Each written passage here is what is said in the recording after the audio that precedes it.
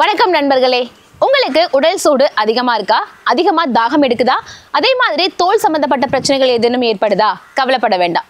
உடல் சூடு ஏன் ஏற்படுது, அதுக்கு முக்கியமான காரணம் என்ன அப்படிங்கிறத கண்டுபிடிச்சு இன்னைக்கு நம்ம யோகா மற்றும் உணவு பழக்க வழக்கங்கள் மூலியமா அதை எப்படி கட்டுப்படுத்தலாம் அப்படிங்கறத பத்தியும் பார்க்க போறோம். சோ வீடியோவை ஸ்கிப் பண்ணாம கடைசி வரைக்கும் பார்த்து பலன் அடைஞ்சுக்கோங்க. இப்பதான் நீங்க நம்ம யோகம் வெல்னஸ் யூடியூப் சேனலை ஃபர்ஸ்ட் டைம் பார்த்துட்டு இருந்தீங்கன்னா மறக்காம சப்ஸ்கிரைப் பண்ணிட்டு கூடவே பெல் பட்டனை கிளிக் பண்ணி ஆல் பட்டனை செலக்ட் பண்ணிக்கோங்க.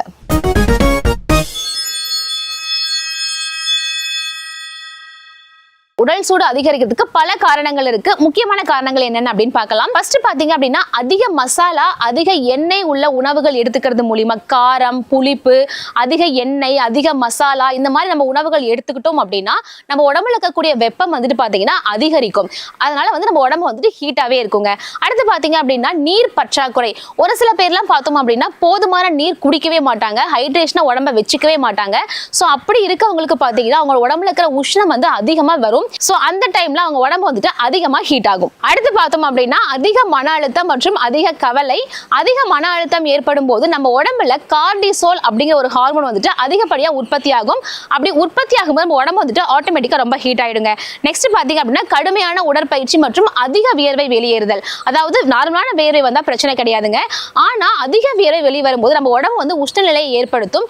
இதனால நம்ம உடம்பு ஹீட்டா இருக்கும். நெக்ஸ்ட் பார்த்தோம் அப்படின்னா நம்ம உடம்புல ஏற்படக்கூடிய சில மாற்றங்கள், ஹார்மோன் சேஞ்சஸ், அதே மாதிரி வறண்ட காலநிலை, சம்மர் சீசன் டைம்ல பாத்தீங்க அப்படின்னா ரொம்பவே ஹீட்டா இருக்கும். சோ அந்த மாதிரி சிச்சுவேஷன்ல அதே மாதிரி நம்ம எடுத்துக்கக்கூடிய சில மருந்துகள் கூட நம்ம உடம்பு சூட அதிகரிச்சிருங்க. அடுத்து உடல் சூட்டை குறைப்பதற்கான சில யோகாசனங்கள். அதாவது யோகாசனம் செய்வது மூலியமா நம்ம உடம்புல இருக்கக்கூடிய சூடு எல்லாமே குறைஞ்சு மன அமைதியை கொடுக்கும். அப்படி மன அமைதியை கொடுக்கறனால நம்ம உடலுக்கு வெப்பம் குறையும். சோ என்னன்னு பார்க்கலாம். உடல் சூட்டை குறைப்பதற்கான முதல் பிராணாயாமம் என்ன அப்படின்னா சீத்தளி பிராணாயாமம். சமணங்கால் போட்டு உட்காந்துட்டு உங்களுடைய முதுகு தண்டு நேரா இருக்கணும். உங்களுடைய நாக்க குழல் போல மடிக்கணும். எப்படின்னு பாருங்க. இப்படி மடிச்சு நாக்கின் வழியே மூச்சை உள்ள இழுக்கணும். அதுக்கப்புறம் நாக்க உள்ள விட்டுட்டு அதுக்கப்புறம் மூச்சை மூக்கின் வழியே வெளிவிடணும்.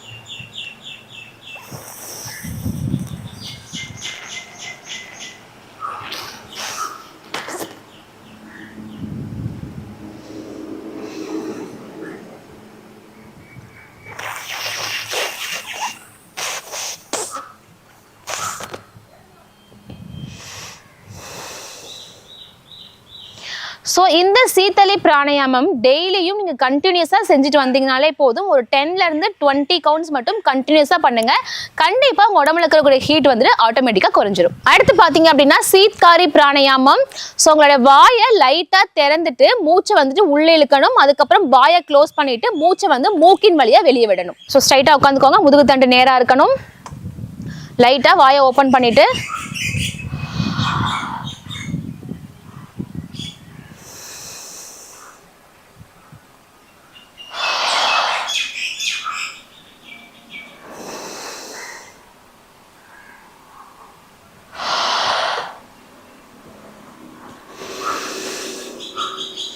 ஸோ இந்த மாதிரி டெய்லியும் கண்டினியூஸாக ஒரு 10 to 20 செகண்ட்ஸ் மட்டும் கண்டினியூ பண்ணீங்க அப்படின்னா உங்கள் உடம்புல இருக்கிற ஹீட் ஆட்டோமேட்டிக்காக குறைஞ்சிரும். அதே மாதிரி ஒவ்வொரு பிராணாயாமம் செய்யறதுக்கு முன்னாடியும் ஒரு 10 to 20 செகண்ட்ஸ் ரெஸ்ட் எடுத்துட்டு அடுத்த பிராணாயாமம் செய்யலாம். அடுத்த யோகாசனம் என்னன்னு பாருங்க. ஸ்ட்ரைட்டாக உட்காந்துக்கோங்க. உங்களுடைய முதுகு தண்டு நேராக இருக்கணும்.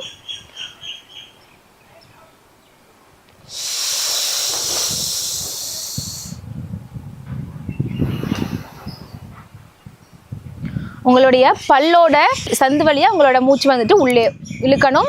அதுக்கப்புறம் வாயை க்ளோஸ் பண்ணிட்டு மூக்கு வழியா மூச்சை வெளியிடணும்.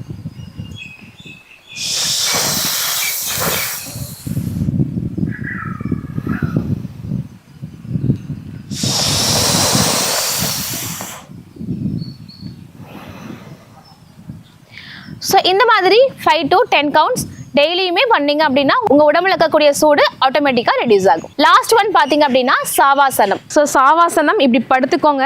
நல்லா காலை ஓப்பன் பண்ணி வச்சுட்டு நம்ம தூங்குறோம் இல்லையா, அந்த நிலையில் அப்படியே படுத்துக்கணும். உங்கள் கை ரெண்டையும் இப்படி பக்கவாட்டில் வச்சுக்கோங்க. நல்லா ரிலாக்ஸாக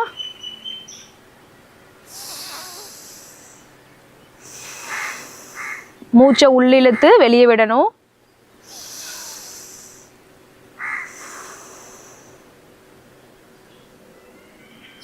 ஸோ கண்ணை மூடி இப்படி மைண்டையும் பாடியையும் ரிலாக்ஸாக வச்சு நீங்கள் இந்த மாதிரி டெய்லியும் ஒரு 10 நிமிஷம் நீங்கள் எக்ஸசைஸ் பண்ணாலும் சரி, ஆஃப்டர் யோகா பண்ணாலுமே ஆஃப்டர் கடைசியாக அந்த சாவாசனம் செஞ்சீங்க அப்படின்னா நம்ம உடம்பும் மனசும் அவ்வளோ ரிலாக்ஸாக இருக்கும். நம்ம பாடி ஹீட் வந்து ரொம்பவே ரெடியூஸ் ஆகும். அடுத்தது உடல் சூட்டை குறைப்பதற்கான உணவு பழக்க வழக்கங்கள் என்ன அப்படிங்கறத பார்க்கலாம். உணவு பழக்க வழக்கங்கள் உடல் சூட்டை குறைக்கிறதுல முக்கிய பங்கு வகிக்குது அப்படின்னு தாங்க சொல்லணும். இங்க சில உணவுகள் எடுத்துக்கிறது மூலியமா நம்ம உடல் சூடு எப்படி குறையுது அப்படிங்கறத பத்தி பார்க்கலாம்.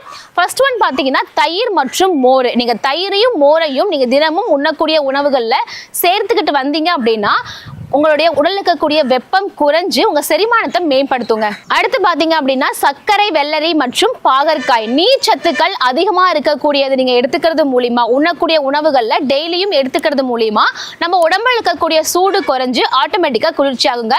அதுக்கப்புறம் பாத்தீங்க அப்படின்னா இளநீருங்க. ஸோ இளநீர் இயற்கையாகவே வந்து பாத்தீங்கன்னா கூலிங் கொடுக்கக்கூடிய ஒரு காய் அப்படின்னு தான் சொல்லுவோம். ஸோ நீங்க இளநீரும் டெய்லியும் நீங்க எடுத்துக்கிட்டீங்க அப்படின்னா உங்க உடம்பு வந்துட்டு அதிகமா குளிர்ச்சி அடையும். இதுல நார்ச்சத்துக்கள் அதிகமா. அடுத்து பாத்தீங்க அப்படின்னா எலுமிச்சை நீர், அதாவது நம்ம எலுமிச்சை ஜூஸ் குடிக்கிறோம் இல்லையா, ஸோ எலுமிச்சை அதில் வந்து பார்த்தீங்கன்னா 2 புதினா இதெல்லாம் போட்டு நம்ம கலந்து குடிக்கும் போது நம்ம உடம்புல இருக்கக்கூடிய சூடு ஆட்டோமேட்டிக்காக வெளியேறி நம்ம உடம்பு பார்த்தீங்க அப்படின்னா கூலிங்காக இருக்குங்க.